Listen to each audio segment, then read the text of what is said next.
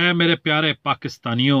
भैनों भरावो ते हम वतनों, सुन लो सौदा महंगा नहीं जे, चुन लो सौदा महंगा नहीं जे। ओ 500 रुपए दा 10 किलो आटा, सेहत दा ना पवे जे घाटा, 750 दे 5 सेर चौल, करोना वायरस आवे ना कोल, 500 रुपए दी 2 किलो दाल,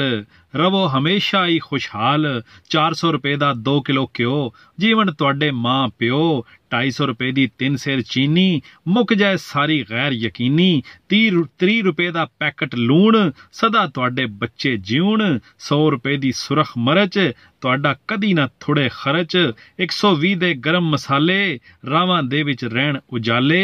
1000 रुपए दा दुध, रब तुहानू पाले खुद, 1000 रुपये सब्जी वास्ते, रब दी रजा ते मर्जी वास्ते, ए बन गए जे 5000, कल्लो एक मजदूर नू कार, आ जाओ मिलत बन के विखाइए, ते रियासत दा हथ वटाइए, अपना अपना फर्ज निभाइए, करोना वायरस मार मुकाइए।